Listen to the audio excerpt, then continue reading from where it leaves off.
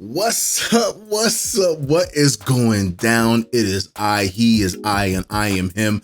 I am your host, Lex Black. You're tuning into my show, Midnight Arcade. Boy, oh boy, I'm so happy to be back, and I'm so thankful that you guys took time to watch this. Before I get into anything, make sure you like, comment, subscribe, hit the bell icon to be notified for whenever I drop that new heat.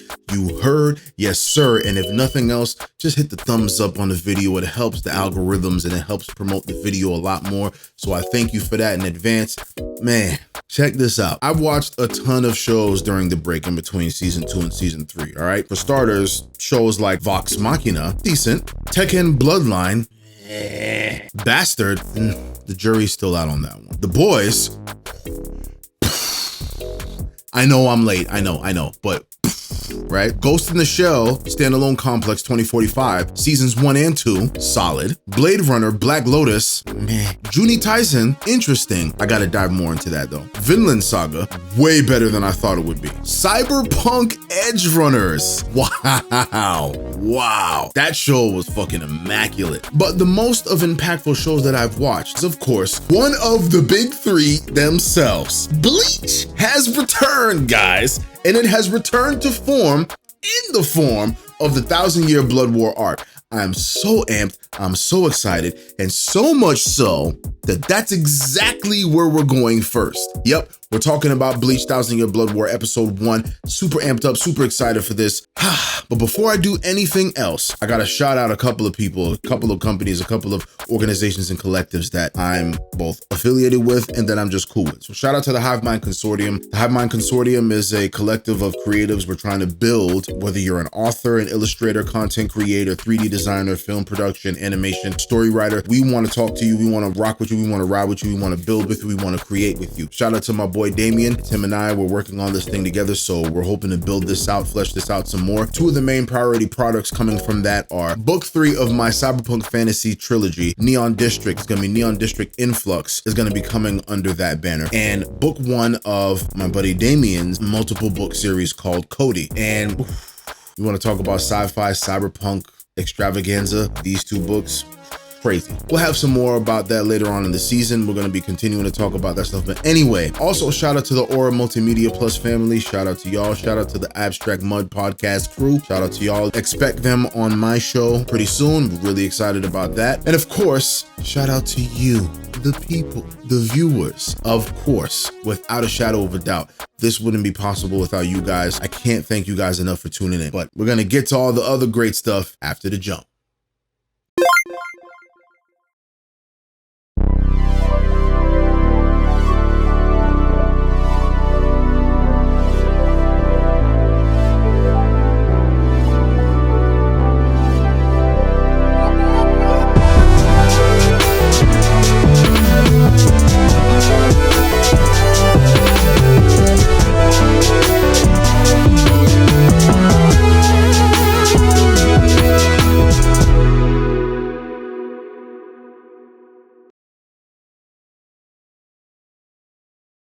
Yeah. Hey, check this out, man. We talking about restoring the feeling. Woo, talk about getting it done right. All right. Unlike some other spin-offs that kind of shall remain nameless. Sorry, bad allergies. Cheap shot? Maybe, but get used to it. That's part of my shtick, okay? I ain't letting it go. The legendary Bleach by way of creator Tite Kubo. I'm sorry, yo. Tite Kubo has made its way back to the grand stage after 10 long years of silence and the dreadful Fullbringer arc, but we're not going to talk about that. And by all accounts, the first episode, in my personal estimation, it has returned to form thus far. I am pleased. Very. We're getting to the shits.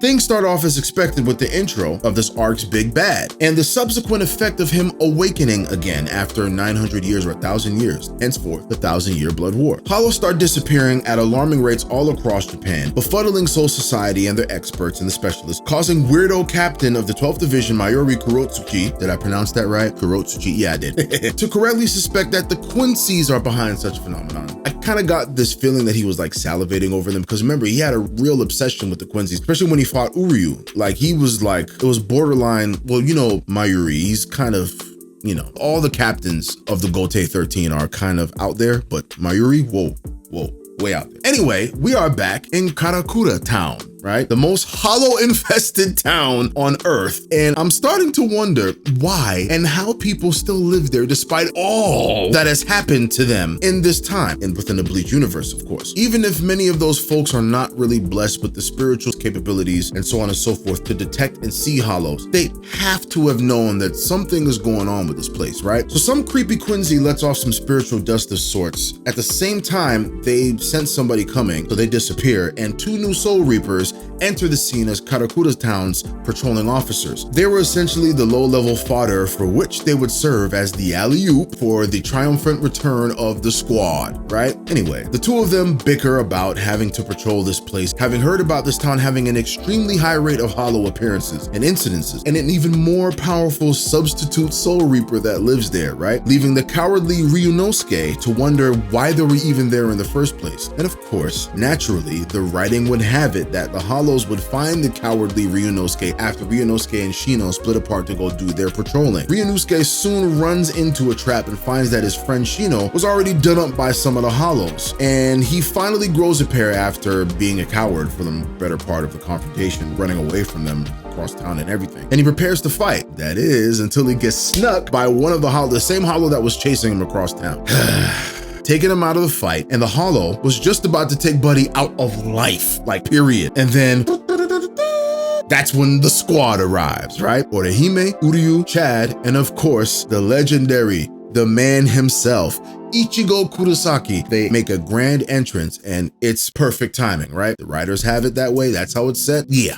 So the Hollows on the scene are like, word? Okay, bet. And they call up their homies for a midnight gang slide real quick. And Hollows begin to appear kind of like just out of the cracks of like everywhere. And the squad's like, all right, man, look, let's clean this up real quick because we trying to get back and get this shit over with, you know what I mean? Whatever. While the new guy, Ryunosuke, is in awe of them all, but especially he's in awe of Ichigo's Ryatsu. And Ryatsu in Bleach, for the uninitiated, is Bleach's version of chakra a la Naruto or ki a la the Dragon Ball series. So it's just inner energy that they're able to use and exert to give them and grant them these supernatural abilities and superhuman abilities to do the superhuman feats, okay? So the squad, Uryu, Orihime, Chad, and Ichigo, they all whoop ass and they do it in style and they take names while getting reintroduced to us, the viewers. And that in of itself was done in dramatic fashion. Rightfully so. 10 years off the job, they come back, they need that. We restoring the feeling, you understand? So I'm gonna be honest though. After all the instances in the series where Ichigo gains new powers, takes those hard-earned powers to new heights, and then loses them again, it was absolutely refreshing to see and hear our guy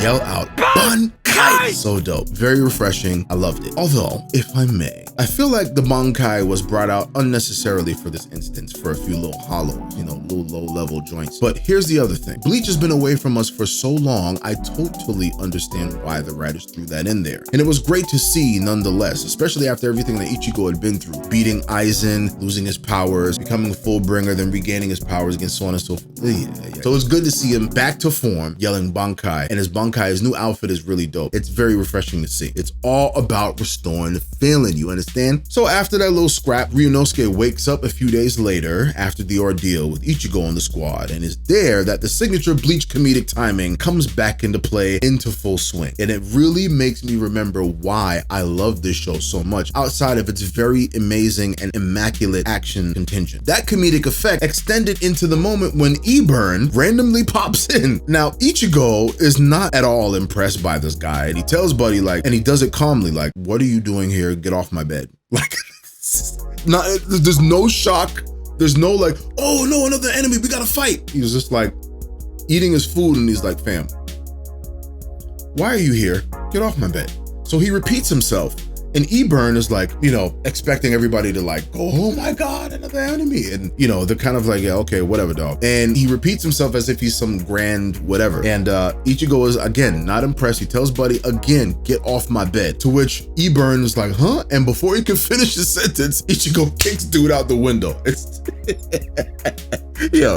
Yo, I love it. I love it. I love it. I missed this show. I really did. And it was also awesome to see just literally how unbothered Orihime and the others were with this random occurrence. Y'all gotta remember that this crew has gone through a lot together, okay? You fight Aizen, that's a lot. You go through Huecamundo and oh my God, that's a lot. So not much phases them. Not much phases them anymore. You know, they're hard, and it's good to see that they're not scared, they're not sweating the smoke, but they're ready for it, regardless. So the crew discusses that little occurrence in passing, believing it to be an annoying Arankar. I don't know how to pronounce it, guys. I know they incorporate a lot of the Spanish into the vernacular in Bleach. Forgive me for my mispronunciations of this. Just roll with me. So the Arankar, they're kind of discussing how annoying it was, and they're still stuffing their faces, having a regular conversation. Meanwhile, Ryunosuke is like, what the hell is going on, right? But Uryu, as pensive and as brooding as ever, looks slightly more concerned, as he very obviously must have recognized that Eburn was no Arankar at all. So Ichigo, rightfully so, chases Eburn down, and in chasing him down and trying to figure out who he is, he accidentally offends him just by assuming that he's an Arankar and whatnot because of the hollow-esque looking mask or partial mask on his face, which is perfect, of course, right? And I also found it extremely interesting that Eburn became visibly infuriated at the mere mention of being even close to considered an Arankar, to which he and the writers very much believe he is not. I'm sure that he's some sort of equivalent mashup to what a Vizard is, but for Quincy's, sprinkled with a little Huecamundo sauce for good measure, right? But that's just my guess. I could be way off. Ichigo quickly figures that Eburn is in fact not an Arankar, but something else entirely with Quincy-based abilities, and of course, a fight ensues, right? Smoke everywhere. The next scene shows the dynamic duo Ikaku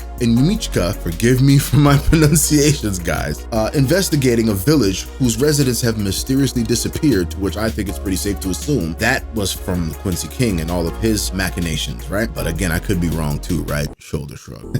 Elsewhere, conversely at the same time, in Soul Society headquarters, General Yamamoto is chilling when he's interrupted by a creepy squad of Quincy's who have formally come to declare war and whatnot. Yamamoto said a dope-ass line in this exchange in the meantime that let you know what type of time and what type of energy he's on, right? When he responded to the Quincy's comment on Soul Society's lack of security by saying, look, I don't give a fuck what y'all talking about. I'm here. And that's more than enough security. That's all the security that's needed. And in my head, I'm like, oh shit. That is the general. That is the boss of all bosses. He's not playing with any of y'all. He's letting you know what type of time it is, right? So in the midst of that, his assistant was taken out by these Quincy guys, right? And, you know, they impaled him to the wall where General Yamamoto was chilling, right? Or near the area. And in the blink of an eye, General Yamamoto just snatched his assistant up and unleashed unholy hellfire on the intruders, to which they correctly ducked that smoke. They didn't want no part of that, man, at that moment, and they dipped after they declared war. So in the next scene, we see the fight between Eburn and Ichigo get even more interesting when we find out that the new Quincy's that are waging this war now, they apparently have the ability, or some of them do, most of them, all of them, I'm not sure, I still gotta look into that. That is yet to be seen. But they have the ability to steal the bankais from powerful Soul Reapers. And in my head, I'm thinking, oh my God, man, here we go again with this BS. What is it with Kubo and his team's obsession with stealing away Soul Reaper's powers, man? I don't get it. To be honest, for me, it's kind of a tired trope. And what made it more annoying for me was the fight between Eburn and Ichigo. Eburn goads Ichigo into using his bankai so that he could subsequently steal away Ichigo's powers. Oh my God. And I'm like, this is so trash, right? But to Eburn's dismay, and to my surprise, Ichigo was like, what are you talking about? And completely cancels out Eburn's technique, and then flash steps behind him, or Shunpo, right? He flash steps behind him in an instant, blade to dude's neck, and he's like, what? Bankai's still there, but something showed on Ichigo's arm. Some part of his uniform cracked. So maybe Eburn was able to absorb some of the Bankai's power, but Ichigo's spiritual pressure, his Ryatsu, was so ridiculous that like he could cancel it out, right? That's what I'm assuming. Guys, correct me in the comments, leave a comment in the comment section, let me know what your theories are in that respect. But when he appeared behind Eburn in a flash, right? I'm throwing my fist in excitement because I'm like, that's what I'm talking about. Because think about it like this, man. If you look at the history, look at all the people Ichigo has fought. That experience accounts for something, all right? And then you face an Aizen, come on, man. A little Eburn ain't gonna do nothing to me if I'm Ichigo. I'm just being real. So Eburn realizes, oh shit, like this guy is no slouch. And then he escapes, but he doesn't escape without warning Ichigo that the Smoketh is coming his way and blah, blah, blah, blah, blah. And after that, we get a glimpse of the Quincy King and his subjects. Now, mind you, in this exchange between Eburn and Ichigo put a little beating on him real quick, right? Which forced him to step back and escape. And so, you know, we get a glimpse of this Quincy King, and obviously he treats them poorly, because what big bad in this series wouldn't treat their subjects poorly, right? So he's taking a page right out of the Aizen book, because Aizen wasn't really all that benevolent and generous to the Espada and the Arrancar. Like, he was real sociopathic and quietly menacing with them. It wasn't sweet at all. And I feel like this guy is kind of cut along the same cloth. So the bickering between Eburn and one of his cohorts or whatever that he has beef with, you know, they're bickering between one another. But Eburn is smart because he's kneeling because he recognizes the Quincy King is right there. Meanwhile, his cohort's talking shit to Eburn, thinking that he's kneeling to him. And then they bicker back and forth. And then all of a sudden, without warning, the Quincy King cuts off the dude's arm. Not Eburn, but Eburn's rival. I can't remember his name. Correct me in the comments section, guys. But he cuts the dude's arm clean off, right? No warning whatsoever. And I'm like, yo, damn, son. That let us know what type of time he was on, for real. Then the most flabbergasting thing about that exchange was the Quincy King guy had the nerve to say he hates conflict. Right? What is wrong with these people, man? And then, of course, we get some foreboding, ominous words from the Quincy King himself. And then that wraps up the episode for the most part. All in all, for me, in my personal estimation, this is a solid return, and it's a return to form. The best part about this is that it really relies on well-proven and tested formulas that made the show successful to begin with, which is why I keep talking about restoring the feeling, right? One of the big three kings is back, and I am here for all of it. Welcome back, Bleach, and to Tide Kubo, arigato gozaimasu. Yes, sir. So check this out, man. That was the wrap up. That was my review, my quick overview of episode 1 of Bleach, the 1,000-Year Blood War arc. I'm so excited for one of the big three to be back, restoring the feeling. I hope that they really, you know, make up for some of the other offshoots that kind of been going left field. And I have to tune into it anyway because of the legacy of the primary characters that I really fell in love with. Y'all know who I'm talking about. I throw shots at them every time I review them, and I still do it, because this is what I do and I love to do it, right? So anyway, before I go, make sure you guys check out my audiobook, Neon District Alpha. It is available on all audiobook platforms across the board, okay? Make sure you check it out. Make sure you like, comment, subscribe, hit the bell icon to be notified for whenever I drop that new heat. You heard, yes sir. And if nothing else, hit the thumbs up. It helps the videos a lot, man. I'm trying to grow this channel. I'm trying to build community. I'm gonna have some other things coming down the pipeline for y'all. I'm so excited. This is season 3 of my show, Midnight Arcade. This is episode 21. I'm so excited for y'all. I'm so excited for this. Be in tune for episode 22. And until then, I am out.